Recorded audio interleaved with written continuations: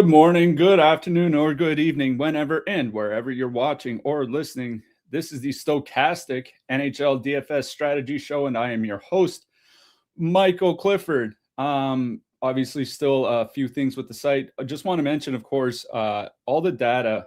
If you're a Stochastic member, obviously, all the data for NHL is available on Data Hub. So you got your top stacks, you got your projections, you got your player stats. So even though it's looking a little different right now, everything that we normally use is still available on the Data Hub. So just head on over there if you are a Stochastic subscriber. All right, 10-game slate ahead of us. Last night we had a little 5-game slate.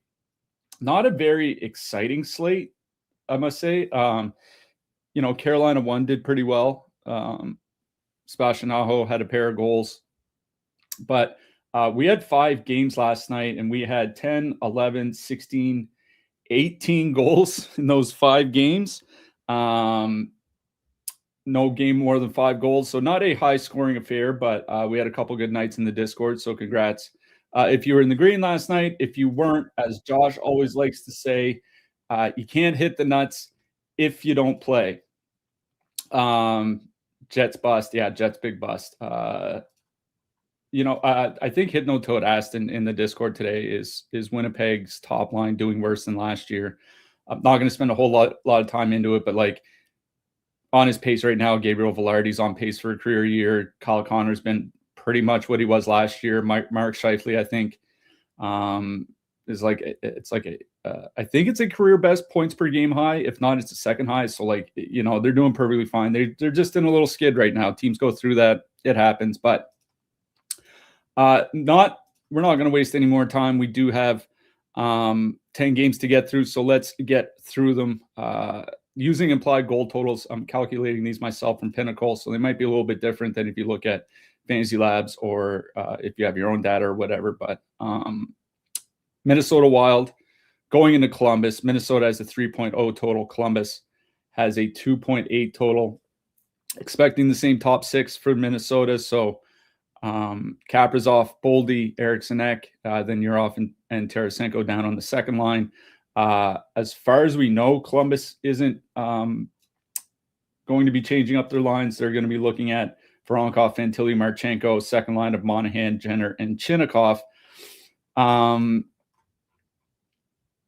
In net, we're going to have Jesper Wallstedt against Jet Greaves. Obviously, Minnesota won one of the premier lines on the board here tonight. These are all the expensive lines taken from Top Stacks, put into Excel to make it a little bit easier to read. They have the highest line fantasy points projection. They have the highest top 2 stack projection. They also have the highest salary for any 3-man even strength line at $22,700 on DraftKings tonight. That is a hefty cost. I always say I don't really often pay up for super expensive lines on bigger slates. If it's a 4, 5, 6 game slate, that's one thing. On a slate this large, probably going to have a few lines that are going to be very playable, by the end of the night. If they do go nuts, they do go nuts. But they are getting Jet Greaves, and Jet Greaves has had a much, much better season than Elvis Merzlikins. If Merzlikins was in net, that would be one thing. But it is Jet Greaves. Jet Greaves is allowing 1.3 fewer goals per game, or 1.25 fewer goals per game than Merzlikins. It's been complete night and day. Columbus doesn't take a ton of penalties. They're better than league average in that regard over the last 5 weeks. If you look at the course of the whole season, Columbus is 9th fewest times shorthanded per game. So, the Minnesota power play has been better, obviously, with Quinn Hughes. Quinn Hughes traded over the weekend. Minnesota's 3 for 7 on the power play in the 2 games since he got there. It's been a quick turnaround. The Columbus penalty kill, not itself anything really to write home about. Over the last 5 weeks, by expected goals against, they're just outside the bottom 10 of the league. By shot attempts against, bottom 10. By goals against, bottom 10. It's been pretty much the case all season. So this is a pretty good power play matchup for Minnesota.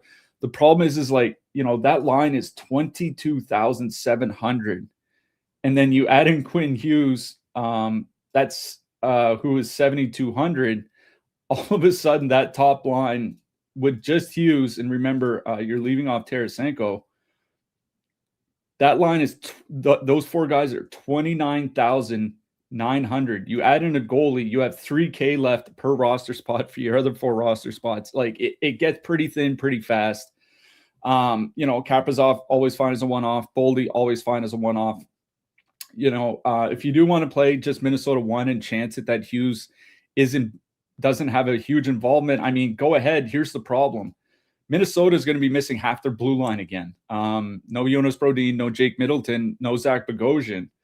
That has been the case for that was the case last game for Minnesota, and Quinn Hughes played 29 and a half minutes in a game they won 5-0.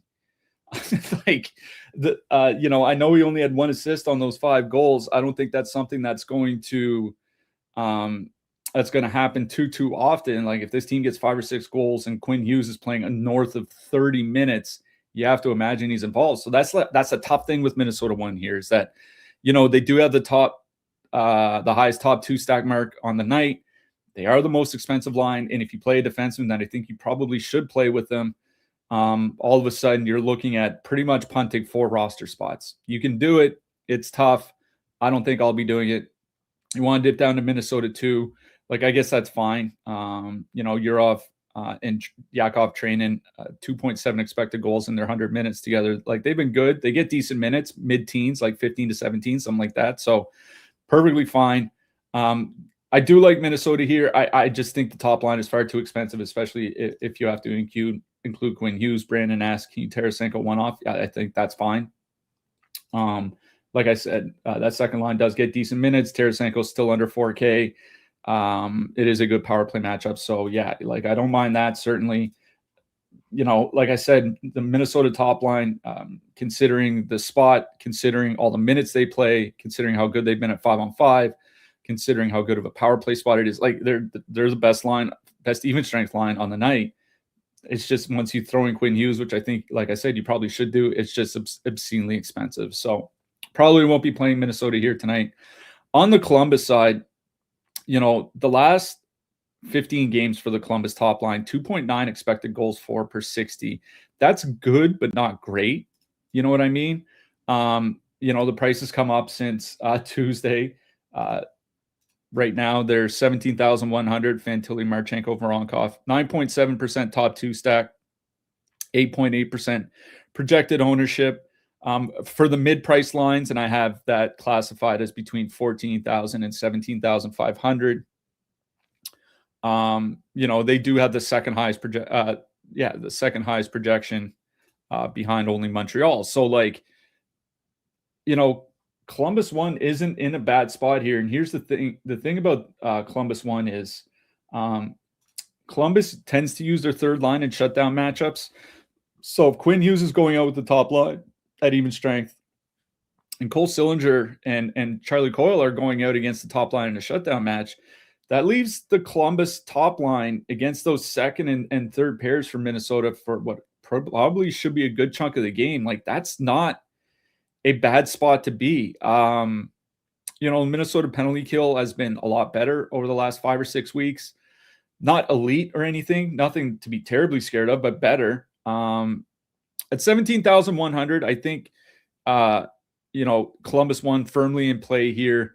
Amongst the lines in that price range, they would be near the top for me. I know it's a tough matchup against Jesper Wallstedt, considering how well Wallstedt has played. But like I said, with Minnesota missing so many defensemen and that top line probably not getting a whole lot, at least not, Quinn Hughes going to play half the game, so they're going to see him some. But, they're not going to be hard matched against him or anything.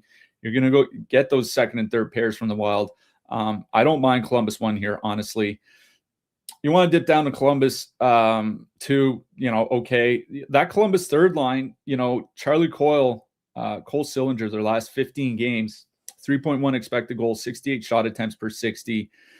Skating at the low end, Miles Wood will be skating about 14 minutes. At the high end, Coyle will be close to 17. Cole Sillinger is averaging like 2.6 shots per game over his last 15 games. If you want a cheap 2-man from those guys, I think they're fine. So that Columbus third line doesn't have a high top two stack, but they are super cheap, right? Wood is 3,000, Cylinder 32, Coil 32.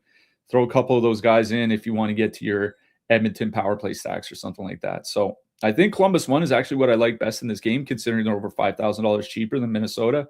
Minnesota 1, probably the best line of the night. They're just really expensive with Quinn Hughes. That's all. All right. Let's get to the next one. Edmonton, 3.5 total. They're going into Boston. Boston has a 2.9 total.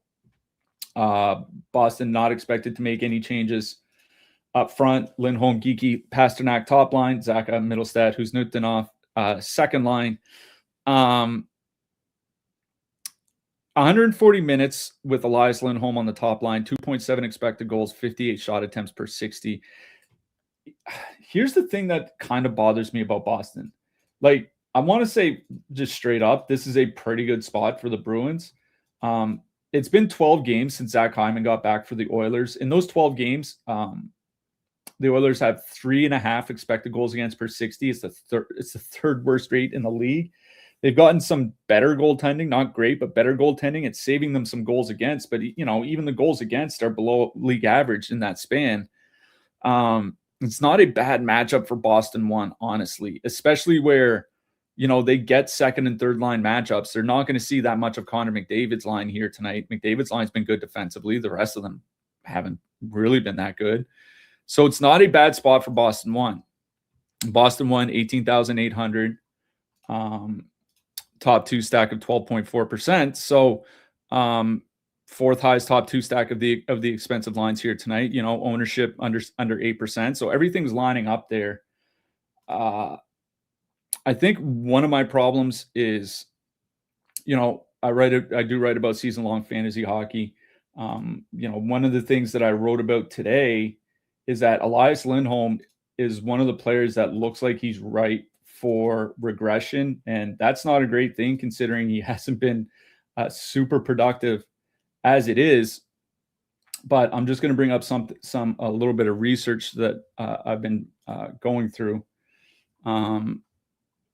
The x-axis here is on ice shooting percentage this season compared to the previous 2 years. So the further to the right you are, the higher you're changing on ice shooting percentage, which is the shooting percentage of the team when you're on the ice, not your individual percentage, but the team when you're on the ice. So the further to the right you are, the more you're strayed from your 2-year average. Elias Lindholm, literally the highest of anybody in the sample, of any forward in the sample. That is a guy very much ripe for regression. And that's something I always keep in the back of my mind. When I played Boston on Tuesday, so I still think they're playable, but this is a guy that's not been super productive this season as it is, right? 8.9 DK points per game. That's good, not great, but he's set for regression after that. It's just something that worries me a little bit. I do think Boston 1 is firmly in play here. If you're looking for a line, an expensive line, but not, Minnesota or Toronto expensive, I do think this Boston top line is playable. The Edmonton top line is less than 2K more expensive, right? Coming in with less ownership. I kind of prefer to go to the Edmonton side here. The main reason for that is Boston taking a ton of penalties, right? On the season, Boston's at 3.7 times shorthanded per game. It's the most in the league. They're giving up the 8th most power play goals against per game. So, obviously, even if the penalty kill's been fine, around average, they're taking way too many penalties. Over the last 5 weeks, they lead the league in time shorthanded per game, 9th most power play goals against per game. So this is a really, really good power play spot for Edmonton. Problem is we saw the other night, do you include Leon Draisaitl or not? Where it's such a good power play spot, I think you're fine if you want to just double stack McDavid and Draisaitl and then use a cheaper secondary elsewhere, go a 3-2-1 stack. I think that's perfectly fine. But as a 3-man stack, I really do kind of like Edmonton 1 here. they have a huge total. It is a great power play spot. I think the Edmonton power play has something like 13 power play goals since American Thanksgiving. That's 3 weeks ago. They're like 13 power play goals in the last 3 weeks. It's absolutely nuts. Boston's penalty kill, like I said, has been fine, but their save percentage has been sliding. And if the goalies don't stonewall Edmonton on the power play, they might have a pretty good night here. So, while I don't mind Boston 1, honestly, I think I'd rather pay the extra $1,900 and go play Edmonton 1. If you want to dip down to Edmonton 2, I think they're playable. Draisaitl, Savoie, Vasily Podkolzin, 5% top 2 stack, 10.3% ownership. It's a little high. Fantasy points per dollar over 1.9, which is solid. I think they're playable, but where there's such a good power play spot, I'd be hard pressed to not play the line that is perfectly correlated on the power play. So I think it's Edmonton 1 for me in this game that I like best. Like I said, you want to play Boston 1. I think they're okay, but that'd be more like an MME 20 max type thing for me than it would be single entry. If I'm playing single entry, I think I might just go up to Edmonton 1 or just 2-man McDavid and Draisaitl or something like that. Isaac says Geeky also the best shooter on the planet. Yeah. Funny thing about Morgan Geeky, I just mentioned this on Blue Sky earlier today. If you go back to the start of last season, he's scoring 1.35 goals per 60 minutes of 5-on-5 when David Pastrnak is not on the ice. So to put that into perspective, I think Cole Caulfield over the last season and a half is at 1.31. 1.35 would be a top 5 rate for a full season. And that's what he's done without Pastrnak on the ice over the last season and a half. So it's not just, playing with David Pastrnak that has made Geeky better, although his numbers are better with Pastrnak, big surprise. But he's doing it away from Pastrnak as well. That's what's been really impressive. And not just scoring well, but an elite rate. It's just been quite the story over the last, 14 months or whatever. All right, let's get along to our next game. Chicago going into Montreal. Chicago 2.2 total. Montreal 3.7. Obviously, Chicago still no Connor Bedard. They did have some different power play configurations at morning skate today. Top power play of Tyler Bertuzzi, Andre Burakovsky, Colton Dach, Ryan Donato, Matt Grzelcyk. Second power play unit of Frank Nazar, Nick Lardis, Teuvo Teravainen, Ryan Green with Artem Levshunov. What that tells me is that they're probably going to go to 2 even power play units. Obviously, when Bedard is healthy, the top power play unit, the unit that Bedard's on, is the number 1 unit, no question. With him out, I don't see the need to, keep pretending like the top power play unit's going to be, the same as it was. So I think splitting the units kind of makes sense here. Doesn't look like we're going to get any significant changes to the Chicago lineup. Teravainen, Dickinson, Mikheyev, second line, Nazar, Bertuzzi, Burakovsky, top line. None of those lines are perfectly correlated or anything like that. Should mention on the Chicago side, I was looking at Frank Nazar and Andre Burakovsky in their minutes together this season. Not a lot, but 45 minutes, 70 shot attempts, 2.5 expected goals per 60. That's not bad, actually.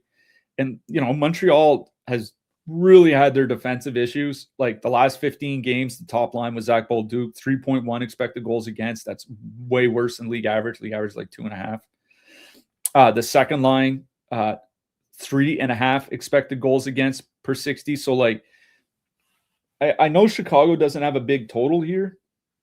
That's a little bit worrisome, but this isn't a bad spot for Chicago. And, I don't expect the Blackhawks to be anywhere near as good offensively as they were. But, all players are still valuable especially in a decent matchup like this.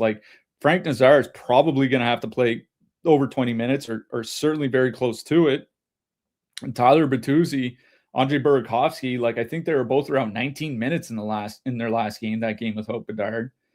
I'm not super hype on them, but 13,800 I think is perfectly fine price here.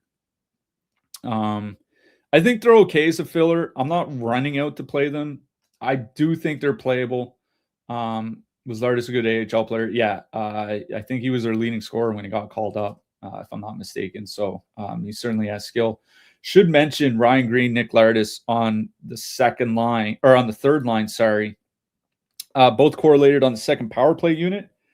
Not that I'm typically running out to play Chicago 3 on any given night, but, those guys are 5,400 combined. They're going to get, 13, 14, 15 minutes against the depth from Montreal, which is certainly nothing to write home about. You get one goal. They don't even need an assist on it. They're fine. So like I said, I do think the power play is going to be more split. So I don't mind a Green Lardis 2-man if you want to go that direction. Like if you need a super cheap 2-man because you are playing Minnesota or Edmonton or whatever, I think that's fine. I think Chicago 1 is playable. They're more MME for me. Obviously, this game is about Montreal. For all the defensive issues the top line has had, still 62 shot attempts, 3.1 expected goals over the last 15 games for that top line with Bolduc there. Suzuki playing, averaging 22 minutes a game over his last 5. You still get Suzuki and Caulfield on the top power play unit. 11.1% top 2 stack, 12.9% ownership. So pretty close to their top 2 stack, 17,100. The one thing that worries me is Chicago genuinely has a good penalty kill. Connor Bedard, obviously not like a significant part of their penalty kill. So what was a good penalty kill should still be a good penalty kill, but Chicago is taking more penalties, 3.1 times shorthanded per game over the last 5 weeks. I had among the 10 worst in the league. So like, I really don't mind Montreal 1 here. They do have the highest total fantasy points of any of those mid-price lines, 33.8 total points. The next closest is 1.5 points behind them. So I certainly don't mind Montreal 1 here. They're very playable. I would, given the projected ownership isn't far off Columbus, I would probably rather play them over Columbus 1, but it is close for me. Montreal does have the higher top 2 stack. I think Montreal 2 is fine. They really haven't come around a whole lot.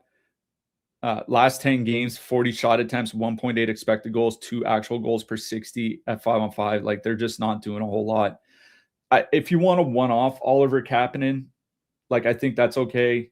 He's under 4K. If you want a one-off Ivan Demidov at 4,200, maybe the power play does get there and he pops one at even strength or something. Like I think that's okay as well. But if I'm stacking anything out of this game, it's Montreal 1. I think Chicago 1 is playable, bit more MME for me. I think like a 2-man from Chicago 3, a super cheap 2-man from Chicago 3. If you're playing Minnesota, if you're playing Edmonton power play or something, I do think that makes sense here in this matchup. All right, moving along. Pittsburgh, 2.5 total. Ottawa, 3.8 total. Pittsburgh going Artur Shilovs. Ottawa going Linus Ullmark. Not really expecting anything too sinister with the lineups. Looks like Penguins going Raquel, Crosby, Rust again with Novak Mantha and Justin Brazeau on the second line. Ben Kindle, Rucker McGroarty staying together, but with Kevin Hayes, whatever. I don't know why they took Koivunen off that line, but that's neither here nor there. On the Ottawa side, Tim Stützle, Brady Tkachuk, Fabian Zetterlund staying together, Dylan Cousins, David Perron, Drake Batherson also aligned once again. Ottawa top line, Stützle, Zetterlund, Tkachuk. They are 17,300, 8.9% top 2 stack, 8.4% ownership. 83 shot attempts, 3.4 expected goals for per 60 for that top line since Tkachuk returned. You get 2 out of the 3 guys on top power play unit. Stützle has been playing like 22 minutes a game of late, basically since Shane Pinto got hurt. Even Tkachuk's been like 19 to 20 minutes a game. Brady Tkachuk over 4 shots per game since he got back from injury. Tim Stützle has been shooting the puck a little bit more of late. They're not going to get any hard matchups. It's not like where Montreal won is at home, and most of the time Montreal won just goes straight out against the opposing top line. It's nothing like that. But the thing is the Pittsburgh top line, that Crosby, Rust, Raquel line, 3.7 expected goals against per 60 this season. That is abominable. That is horrific defense.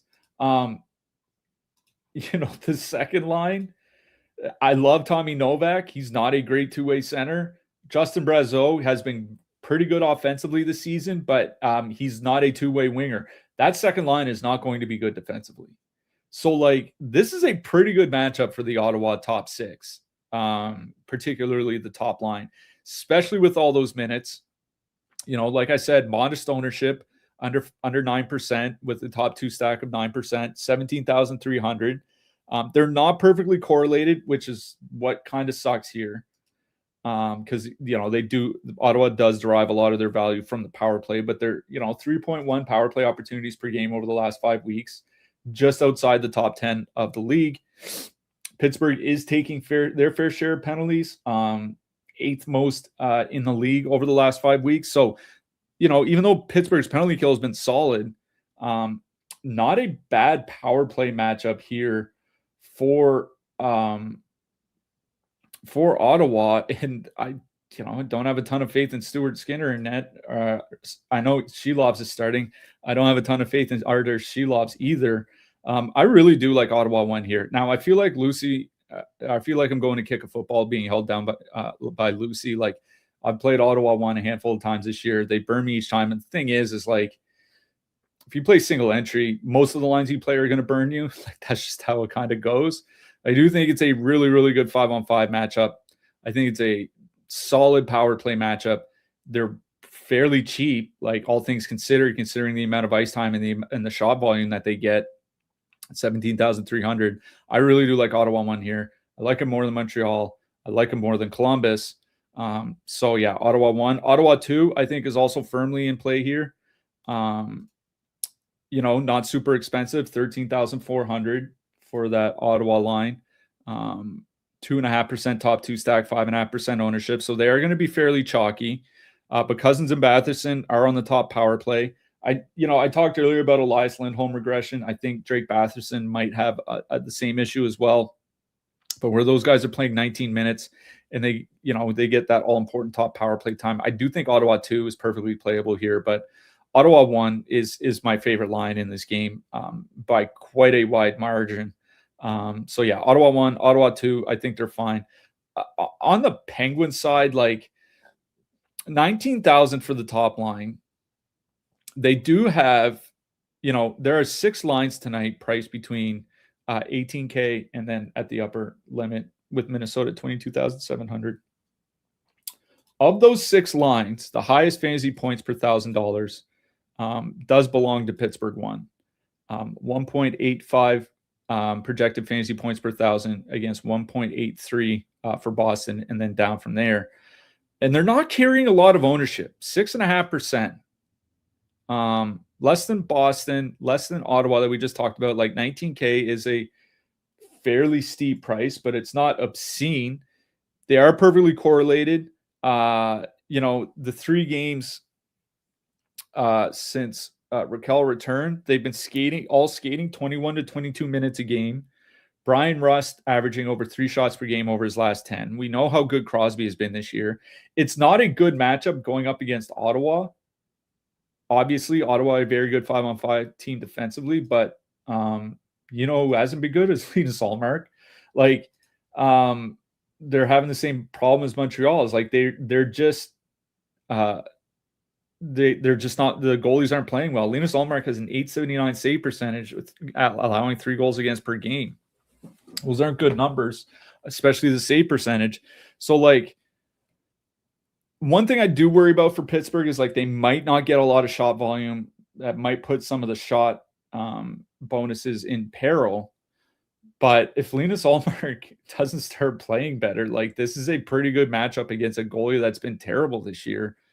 So I don't mind Pittsburgh 1 here at 19K. I think I would save them from MME. Again, this is a spot where I'd pay the extra $1,700 and just go play Edmonton. So Honestly, I think my favorite thing on the Pittsburgh side would be like a Kendall McGroarty 2-man or something like that. Even if you want to do like a Novak Mantha 2-man, like, Tommy Novak has had some pretty good offensive games lately. Like, a goal and assist in his last game. He's got 4 points in his last 5. Anthony Mantha on the top power play unit. Like, I think they're playable, but I always do kind of lean towards the fully correlated line, which is Pittsburgh 1. But yeah, Ottawa 1 is easily my favorite line in this game. And they're one of my favorite lines in that mid-price range on the board here tonight. Oh, pardon me. Just had to wet the whistle a little bit. All right, let's move along here. Let's get to our next game. We've got the Los Angeles Kings going into Tampa Bay. Los Angeles has a 2.1 total. Tampa Bay with a 3.6. Obviously, Darcy Kemper still hurt. Anton Forsberg went last night for the Kings. They have Phoenix Copley on the roster. I imagine Copley starts tonight. If I'm not mistaken, Copley had like a 900 save percentage in the AHL last year, 903, something like that this year, below 900. There's a reason why he hasn't been in the NHL for the last few years. In Tampa Bay, meanwhile, it looks like they're going to be getting back Andrei Vasilevskiy. It's not officially confirmed that Vasilevskiy is going to be back, but he was activated off the injured reserve, I think, before the game on Tuesday, even though Jonas Johansson still started. I just wanted to give Vasilevskiy a couple more games or a couple more days or whatever. So it looks like Vasilevskiy is going to be back. Obviously, that's a pretty big deal. We do slag on Jonas Johansson, but he hasn't been terrible. 897 save percentage. He's been a lot better than Linus Ullmark. I could say that much. But Vasilevsky's giving up like a half goal less per game. Like it's kind of like that Charlie Lindgren, Logan Thompson thing we always talk about with Washington. It's just a really tough matchup for the Kings. This team can't score anyway. I'm just out on Los Angeles. I'm not going to take too much time here. The Tampa side, like, it's hard to say what to do because, like, obviously this is kind of reminiscent of the Pittsburgh matchup with Ottawa because, like, this isn't a good matchup against the Kings roster, against the Kings skaters, because the Kings really, really good defensively. I was talking about Edmonton over the last 12 games since Hyman returned. Well, in those 12 games, the Kings third fewest goals against per 60 in the league, second fewest expected goals against per 60. It's a brutal matchup, but it's Phoenix Copley. If this was Darcy Kemper, I would say, hard pass. I wouldn't even be interested in this game. But, even Anton Forsberg is giving up like close to 2.9 goals against per game. I imagine Phoenix Copley will be even worse. So like 3 or more if he has to play an extended period. So I don't think it's a great matchup for Tampa Bay against the Kings skaters. Against the goalie, it's a different matter entirely. Here's the problem, is it looks like Brandon Hagel is going to be out tonight. That's not confirmed. He wasn't at practice yesterday. They didn't say anything about it today. Obviously, took that, quote, headshot against, I think it was Florida, wasn't it? If he's not practicing and he wasn't at the optional today, I don't imagine he just jumps into the lineup tonight, but we don't know. And if he's not in the lineup, it's a question of who moves up. Do they break up the second line and move Jake Gensel back to the top line? Do they, break up the second line, move Oliver Bjorkstrand up there? Do they grab somebody? Nick Paul is a guy that's jumped into the top 6 quite a bit over the last, 2 or 3 years whenever somebody's been missing. We just don't know. And the other thing is this. I was looking at Nikita Kucherov this season. At 5-on-5, he's played 220 minutes without Brandon Hagel. In that time, Tampa Bay is averaging 59 shot attempts, 2.4 expected goals, 2.9 actual goals per 60. That is just not good. It's just, it would be good for like the Nashville second line. For a Nikita Kucherov top line in Tampa Bay, it's not good. And obviously the Tampa Bay power play hasn't been that great. 8.4 goals per 60 with Darren Radish running things. It's actually better than when Victor Hedman was healthy. It's still below average for a top power play unit. The Los Angeles Kings have had a top 10 penalty kill over the last 5 weeks. So, like, it's not really a great power play matchup either for Tampa. So, this game starts at 8 o'clock Atlantic, 7 o'clock Eastern. So we'll know before the slate locks what Tampa Bay's lineup looks like. But if Hagel's not in, and it's a tough 5-on-5 matchup, at least against the Skaters, it's a tough power play matchup, especially where Tampa Bay's power play has not been that good this year. Even if Hagel is in, do I want to pay over 20K for that line at home? I guess if you're in a 20 max or you're MMEing or something, like that's one thing. Like a single entry where Edmonton's top line is only $300 more expensive, that feels right to me. An extra 2,300 gets you to Minnesota if you want to go all the way up. If you want to go down, you can save 1,400 and go play Pittsburgh, or you can save 1,600, go play Boston. Like I just think there are other spots within like a couple grand of that line, given how bad the matchup is. I always say a Kucherov one-off is fine. Oliver Bjorkstrand getting top power play minutes as a one-off is fine. Stuff like that. I guess that's okay. But honestly, I just don't have a tremendous amount of interest in this game. If Hagel is in, that would change things a little, but I don't, like I said, I don't think he's playing. They have a very poor fantasy points per $1,000 projection. In fact, it's the lowest of the expensive lines, and that's even with Hagel in. So I just don't have a ton of interest in this game, and gotta hope Phoenix Copley doesn't turn into an absolute pumpkin. All right, moving along. Toronto, 2.5 total. They're going into Washington. Washington has a 3.4 total. This is a game where we're going to have to watch out for warmups. Washington did not have a full morning skate today. In their last game, they moved Justin Sordiff to the top line with Alex Ovechkin and Dylan Strome during the third period. Not sure if they're going to do that again. We'll find out at warmups. Obviously, the good thing is this is a 7 o'clock Eastern start, so we'll get we'll definitely get some notice here. For now, I'm going to assume they're going to stick with Beauvillier on the top line and Sordiff on the second line, but that's something that can change. And also, their coach said that there's an illness going through the room, and they may have to go 11-7 here tonight, 11 forward, 7 defensemen. So that could screw up with the lineup even more.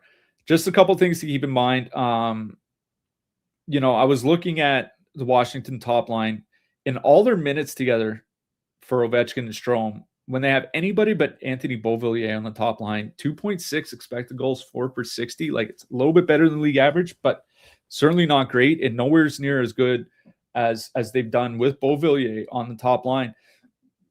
Over the last 16 games, which is 20% of the season, Dylan Strome has 19 shots. 19 shots in his last 16 games. So this is a guy priced at 5,500. He's probably not going to score. He could, any player can score in any given game. I mean, just look at Logan Stanley this year. But at 5,500, you probably need him to get at least 2 assists. If he gets at least 2 assists, the other guys are scoring. So obviously you want to do at least a Strome Ovechkin 2-man. Toronto is going with Dennis Hildeby. It's not going to be Joseph Woll here tonight. It's kind of notable here. Joseph Woll has had a very good season. So has Hildeby. So don't want to slander the guy too much, but Woll has typically just been pretty good since he entered the NHL. I don't have the same kind of faith in Hildeby. It is a fairly high total for Washington at 3.4. That line is 15,800 and not coming in with much ownership. The Washington top line, Ovechkin, Strome, Beauvillier, assuming he's there, 6.7% top 2 stack, 7.5% ownership at 15,800. There might be some expensive defensemen you'll want to play here tonight. We mentioned Quinn Hughes earlier. Zach Werenski's on the board. If you're looking to play a couple 15, 16K lines because you want to play an expensive defenseman, I do think that this Washington top line is certainly one of those lines. Washington 2, I'm not in on as much. Mainly because you only have one guy on the top power play unit. We know Toronto's penalty kill has struggled this year. The only reason they haven't been giving up a ton of goals lately is they have a .957 save percentage on the penalty kill over the last 5 weeks. Conversely, second most expected goals against, bottom 10 by shots attempts against per 60 on the penalty kill, second most shots against. Toronto's goaltending is saving their asses on the PK, and if they don't keep doing that, teams are going to start filling the net. So I just lean to Washington 1. If you want to take out Beauvillier, put in Wilson, make it a true power play stack. I think that's doable. But it is Washington 1. I like best on that side.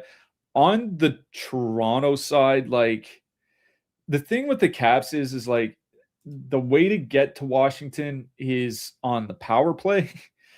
Obviously, Toronto's power play hasn't been that good this year. Like they've been, believe it or not, they've been around league average, a little bit better for a top unit as currently constructed with Nyes and Riley on there.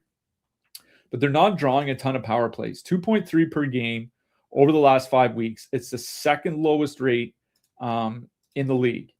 If you look at the season as a whole, the Toronto Maple Leafs, third fewest power play opportunities per game. So if they only get a couple cracks at it, and you're facing Logan Thompson, it's not Charlie Lindgren starting, it's Logan Thompson. Obviously, Thompson's having a strong season again. I don't know. Toronto top line is 21,500, right? They're more expensive than Edmonton. They're only $1,200 cheaper than Minnesota. So that's the kind of the problem here is like they're basically at the midpoint between Minnesota and Edmonton, and those are both lines that I'd rather play than Toronto here tonight. So I'm out on Toronto 1. I'm out on Toronto 2. John, I don't know if anybody's noticed this, but John Tavares has 1 goal in his last 11 games, averaging 2 shots per game in that span.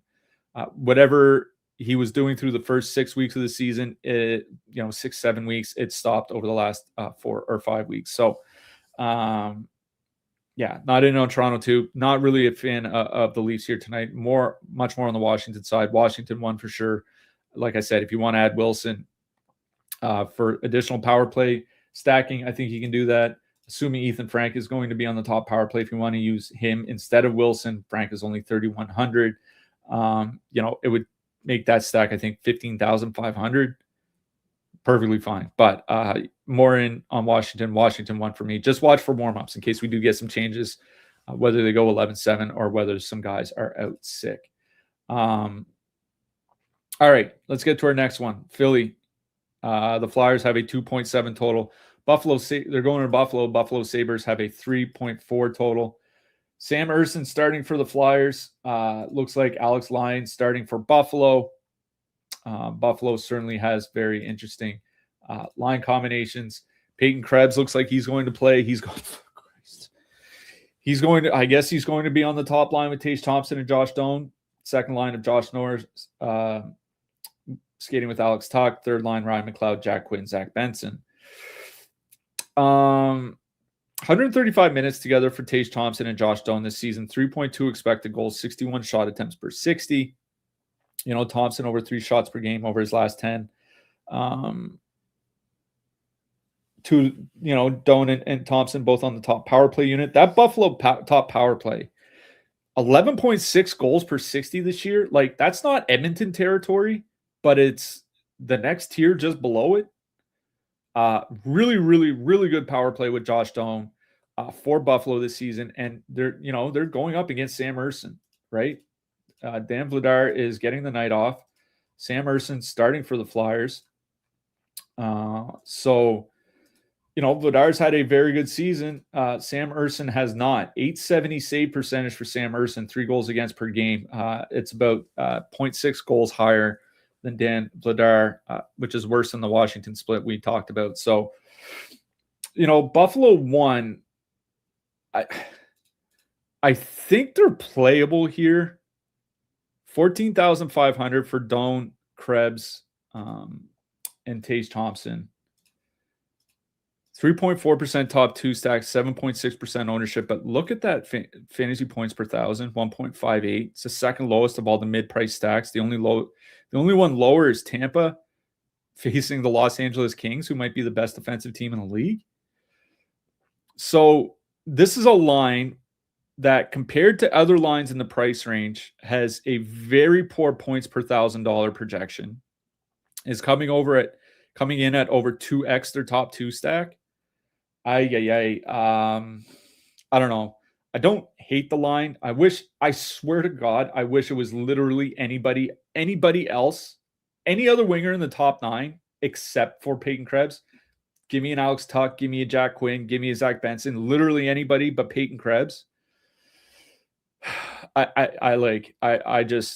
can't get there. I can't get there with that line. Like, I'd rather play Washington for 15,800. Only $1,300 more expensive, relatively the same ownership. Out on Buffalo 1. I was looking at Alex Tuch's numbers this year without Tage Thompson or Josh Doan. 100 minutes, 2.5 expected goals per 60. That's not bad. 61 shot attempts per 60. That's also not bad. Tuch, almost 3 shots per game over his last 10 games. You do get Josh Norris on the top power play unit. They're not overly expensive here tonight. 11,900 for that line. 1% top 2 stack, 5.2% ownership. That's what's killing me. I honestly think what I like best is that third line. Zach Benson, Jack Quinn, Ryan McLeod, 9,800. 0.5% top 2 stack, 3.4% ownership. I would probably do a 2-man of Benson and Quinn. Benson is on the top power play unit. If you want to do like Benson McLeod, I think that's fine. I would include Benson just because he's on the power play, but those guys are cheap, will get decent minutes, and shooting against Sam Ersson is a really, really good matchup. So, and you're going to avoid the top defenseman from the Flyers. I kind of like Buffalo 3 the best. Like, Buffalo 1 is playable, but man, like I said, if it was Zach Benson, I'd be like, yeah, Buffalo 1, man. If it was even Josh Norris or Jack Quinn, I'd be like, yeah, Buffalo 1, man. Peyton Krebs, like, I'm just still shocked he's in the NHL, to be frank. I'm Mike, not Frank. Either way, I'm in on Buffalo 3. On the Flyers side, like, it's just back to the top line. Zegras, Konechny, and Christian Dvorak have been solid together. 14,600, 2.5% top 2 stack, 2.3% ownership, 1.73 fantasy points. See, that's the problem here. Virtually the same price as Buffalo, a higher fantasy points per dollar, and a third of the ownership. And they're probably going to get more minutes. Like, Tage Thompson doesn't play monster minutes, right? Josh Doan doesn't play monster minutes. Peyton Krebs certainly will not be playing monster minutes. Philly won like 18 to 20 minutes, like at the high end. Like, Zegras will probably get close to 20 minutes. Same thing with Konechny. Honestly, and like, what are we worried about from the Buffalo standpoint? There's no matchup on that side I'm concerned with. Ryan McLeod's been terrible defensively this year. Certainly not scared of any Josh Norris centered line. And Tage Thompson and Peyton Krebs, that doesn't really strike fear in the hearts of men when it comes to defending. So I don't know, man. Between the top lines, I think I like Philly 1 a lot better here. Especially when you consider they're coming in with a third of the ownership at virtually the same price. So I like Flyers 1. It's probably what I like best in this game. I do think Buffalo 3, like a cheap 2-man on Buffalo 3 is perfectly fine. Brandon says Kesselring back. Yeah, that does matter. Kesselring, he's a guy that I was very high on when he was back in Utah / Arizona. He hasn't been able to play much this year. He's only played 9 games. He was fine in those 9 games. Obviously, not enough of a sample to go off of. It's certainly not something that him coming back would keep me away from Buffalo. So I think it's Flyers 1 that I like best in this game, but Buffalo 3 certainly playable as well. Oh God! Next game, New York Rangers with a 3 total going to St. Louis. St. Louis has a 2.3 total. Artemi Panarin is a game time decision. That's not ideal considering this game starts at 8 o'clock Eastern. There's only 2 more games that start after this. So not a lot of swaps to be made if you have him in your lineup and he's out. If he's out, it looks like Scott Morrow is going to be running the top power play, so they won't go 5. They're not going to add in Alexis Lafreniere or whatever. Scott Morrow looks like he would jump to the top power play unit. Alexei Toropchenko is moving to the top line for St. Louis. Robbie Fabry not playing. I mean, who cares? I mentioned the other day, St. Louis's top line without Jake Neighbors, 42 shot attempts, 1.9 expected goals per 60. Like, what the hell is that? The second line, without Dylan Holloway or Jordan Kyrou on the wing, 36 shot attempts, 2 expected goals per 60. Okay. I was looking at, so like, I'm not playing St. Louis. Come on now.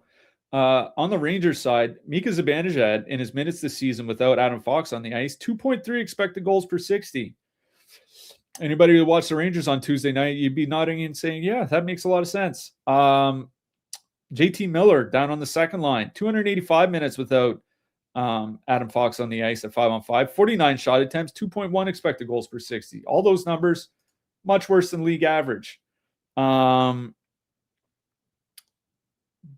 Rangers power play, 7.4 expected goals, 95 shot attempts per 60 without Adam Fox, all well below average. Like, listen, maybe the St. Louis goaltending just completely falls apart, but they've done it before. But like, this Rangers team is just not the same team without Adam Fox. And if Artemi Panarin is also missing, it's like, what's left? It's kind of like Will Smith standing in his living room looking around with no furniture. It's like, who the hell's left? I don't know. I'm out on this game. If I wake up tomorrow and Alexei Toropchenko ended my night, I'll just salute my St. Louis Blues Yaroslav Halak jersey and start researching the next slate. All right, let's move along to our next game. Boy, Justin Falk scored last game. Yeah, he was the only one that scored. It was his only shot. That team, man. Next game, we have the Seattle Kraken with a 2.2 total. Jeez. Going into Calgary, facing Dustin Wolf and the Calgary Flames, who have a 3.5 total. Calgary changing around their power plays. Why not? Top unit of Nazem Kadri, Jonathan Huberdeau, Yegor Sharangovich, Adam Klapka. Okay. Second unit, Blake Coleman, Matt Coronado, Morgan Frost, Connor Zary. Sure. The Frost top line over the last 10 games, 54 shot attempts, 2.8 expected goals per 60. Not really great. Good, not great. The Kadri line, 68 shot attempts, 3.1 expected goals per 60. And again, Kadri and Sharangovich now back on the same power play unit. Sharangovich over 2 shots per game over his last 10 games. Nice to see him come alive offensively. Kadri getting nearly or around 20 minutes a game. That's certainly nice to see. Even Farabee and Sharangovich skating 16 to 17 minutes a game. Calgary is carrying ownership here, but it's not obscene. We've certainly seen the Flames with a lot worse. That Kadri line, 3.2% top 2 stack, 9.6% ownership. It's a little high. Coronado, Huberdeau, Frost, same price, 2.2% instead of 3.2 for top 2 stack, but half the ownership. I don't really like the Coronado, Huberdeau, Frost line as much, but if they're half the ownership, it's hard not to go to them. Like, Frost and Coronado still on the same power play unit, Huberdeau on the top unit with Kadri. At least they're all still on a power play unit, and it's not like we ever stacked the Flames for the power play anyway. But they're all still getting some power play time. Coronado and Frost still correlated. The big thing is like Frost, Coronado, and Huberdeau get a lot of depth matchups.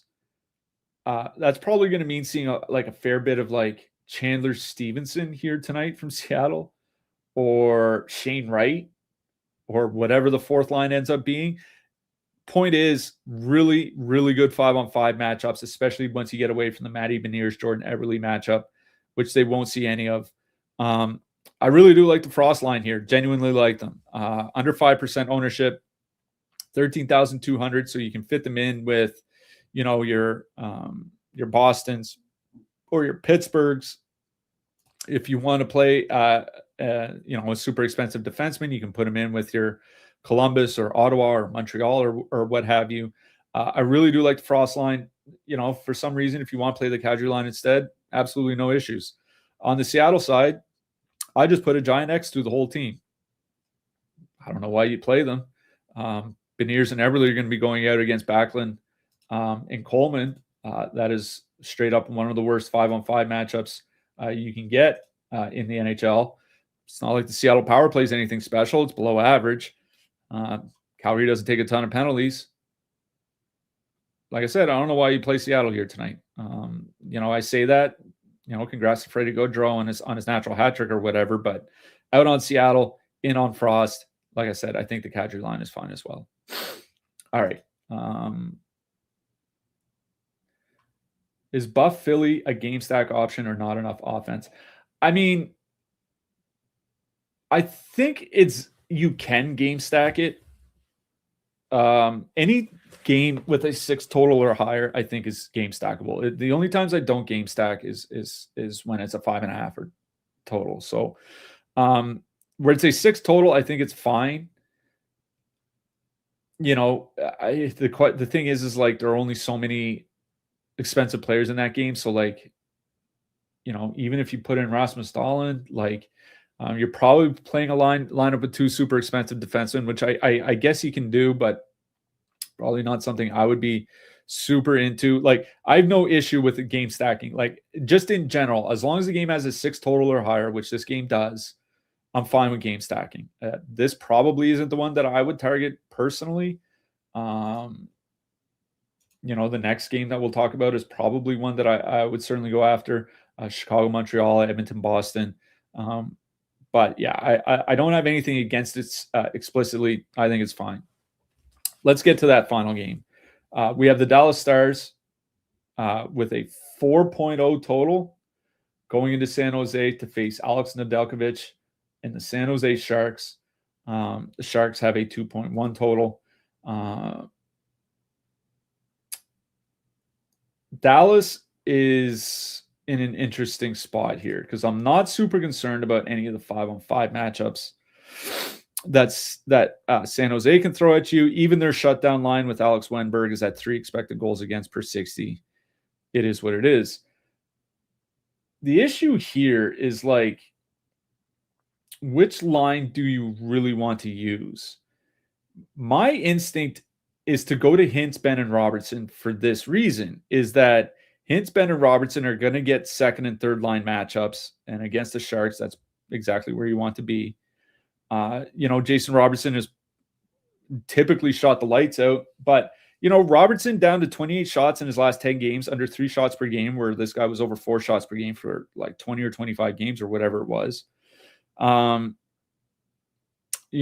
line, 3 expected goals per 60, 56 shot attempts with Jamie Benn there. Like, it's above average, but it's not elite by any means. They don't get heavy minutes. Benn at like 14 minutes, Hintz 16 to 17, Robertson 19 plus, maybe not large, huge minutes. So then, I look to the Ranton and Johnston Duchesne line. Like, Duchesne hasn't looked like himself yet. But that Dallas, Ranton, and Johnston line, in their 5-on-5 minutes without Sam Steele, 3.3 expected goals for per 60. Rantanen and Johnston playing around or over 20 minutes a game over the last 5. Like I said, they're going to get the Alex Wenberg matchup. The Alex Wenberg matchup is not a tough matchup at all. So, like, these guys get more minutes. They've been created better quality at 5-on-5. And you get 2 out of the 3 on the top power play unit. I like Johnston, Rantanen, and Duchesne here. If you look at the top stacks data, they have a 9.7% top 2 stack. The Robertson line at 8.4%. They're fairly close. But I just think, like, Matt Duchesne, again, he hasn't really looked like himself this year. Gotta imagine the concussion is part of it, but he had a multi-point game his last time out. This guy was a point per game player last year. He was a point per game player 3 years ago. 2 years ago, he had 25 goals and 65 points. Like, he's just been insanely productive well into his 30s. So if he can, kind of find the magic that he's had over the last 4 or 5 years, that line is probably going to be really, really good. And Johnston and Rantanen have been really, really good, and regardless of who's on the wing, as long as the name's not Sam Steele. So typically I've gone with the Robertson Hintz line. I think this is a situation where I go with Rantanen, Johnston, and Duchesne. Again, if you want to take off Duchesne and put in Robertson for additional power play stacking, I think that's fine. Like, Dallas has been drawing fewer power plays, but the Sharks still take a ton of penalties. 3.2 per game over the last 5 weeks, tied for the 6th most in the league in that span. If you look at the season as a whole, the Sharks giving up the 8th most power plays. So Dallas should get their fair share of power play time here. I really do like that Rantanen and Johnson Duchesne line. Again, if you want to take out Duchesne, put in Robertson or something, make it a really expensive stack. I think you can. But, at that point, you're getting into Edmonton, Minnesota territories. So I think it's the Rantanen and Johnson Duchesne line. I really do like best. On the San Jose side, it's like, listen, Macklin Celebrini in his minutes together this season without any of Will Smith, William Eklund, or Tyler Toffoli on his line, 49 shot attempts, 2.2 expected goals. The team is scoring reasonably well because they're shooting 22% in that time when he's on the ice. That is one of those things, like a third of that rate would probably lead the league over a full season. Like half that rate is about league average. That he's better than the league average is one thing. That he's double the league average is something entirely. I don't really have a ton of interest in San Jose here. The second line is coming in very, very chalky. San Jose 3.5% top 2 stack, 8.8% ownership. They are perfectly correlated, but the Dallas penalty kill is really, really good. Even the San Jose top line coming in nearly 2x their top 2 stack. I mean, super chalky San Jose Sharks against the Dallas Stars. And a Dallas Stars team that has a really, really good penalty kill. It's just one of those things that I'm out on. So for me, this is a Dallas game. I like the Rantanen line best. I do think, Dallas does have 2 playable lines. All right, let's look at goalies. Goalie projections here. This was earlier when Vasilevsky's technically not announced, but I imagine Vasilevsky's playing. Jonas Johansson had the highest projection of any goalie on the board here tonight. Andre Vasilevsky will have the highest projection. I do have Vasilevsky at the top of my board. Dustin Wolf second on my board as well. So Vasilevsky and Wolf 1-2. I think Igor Shesterkin, we have quick here from earlier, but Igor Shesterkin against St. Louis, that just feels like a prime spot for a shutout. I mean, who knows? That might be a 0-0 game going to a shootout. But yeah, I would go Andre Vasilevsky 1, Dustin Wolf 2, Igor Shesterkin 3. For the cheaper goalies, I do like Jet Greaves. Minnesota should be obviously a lot better with Quinn Hughes, but Greaves will see some volume, and he's been pretty good this season. It's a winnable game for Columbus as well. If you want to drop down to Dennis Hildeby, I think, 7K against Washington, that's perfectly fine. It feels like one of those games where if Toronto wins, they're not going to win 6-4. They're going to win 4-2 or 3-1 or something. So don't mind Hildeby at 7K if you need a super cheap goalie. And I'll mention Spencer Knight starting for Chicago, 7,300. Listen, without Connor Bedard, I think Chicago's in tough to win games. But if they do win games, I imagine Spencer Knight is going to be a reason why. So I think Spencer Knight is playable at 7,300. I'd probably rather just save the $300 and go play Dennis Hildeby, or pay the extra $200 and go play Jet Greaves. But I would go Greaves, Hildeby, Spencer Knight for my cheap options in net. On the blue line, I think Clayton mentioned it earlier. As far as ownership goes, Jake Sanderson looks like he's going to carry pretty high ownership here tonight. The earlier projection was at 29.2%, 6,500. I mean, he's number 1 on my board for fantasy point projection here. Amongst defensemen, he has the second highest projection, about 0.7 points behind Zach Werenski, but $1,700 cheaper. He's just tremendous value. He's playing a ton of minutes. Still no Thomas Chabot back for Pittsburgh. I think Sanderson, amongst the 6K plus defensemen, is number 1. It's just, he's going to be super chalky. I swear, I really don't care. If I play a couple lines that are 5 to 10% owned and my defenseman's 30%, that's fine. So Sanderson number 1. I still do like Zach Werenski. The guy's been on an absolute heater. He probably should be more expensive than 8,200 right now. Zach Werenski, number 2. Evan Bouchard, number 3. Again, very good power play spot for Edmonton. I think you can one off him. I don't think you necessarily have to, make sure you play Edmonton forwards with them, but I do like Bouchard. And Quinn Hughes. Great matchup against Columbus. Played 29.5 minutes last game. Considering half their blue line's out again, I imagine Quinn Hughes is going to have to play a ton of minutes once more. Going under 6K, Rasmus Anderson still getting power play time for Calgary in a good matchup against Seattle. Lane Hudson at home in a really good matchup against Chicago, and no Mike Matheson again for Montreal. So more minutes available for everybody. So I do like Hudson. Darren Radish, I think he's fine for Tampa. He's going to project reasonably well, but again, super tough matchup against Los Angeles. Under 5K, Charlie McAvoy, not a bad spot going up against Edmonton, as I mentioned earlier. I didn't necessarily like the Boston forwards because I just think there are other spots in that price range I'd rather go. But as far as defensemen go, I think McAvoy is very much in play. Darnell Nurse from Edmonton. Listen, the guy is a peripheral machine, and it's not a bad spot for it against Boston. Thomas Harley finally climbed over 4K. I think he had an assist and a block bonus in the last game, if I'm not mistaken. I probably am. But anyways, he's playing over 20 minutes a game in a really good matchup against San Jose. Under 4K, I think Ivan Provorov had the highest projection. Makes a lot of sense considering all the minutes that he's playing. Alex Carrier from Montreal. Again, no Mike Matheson for the Habs here. Carrier only played 18 minutes last game against the Flyers, but 21, 22, 22, 23 in the 4 games before that. So I do like Carrier.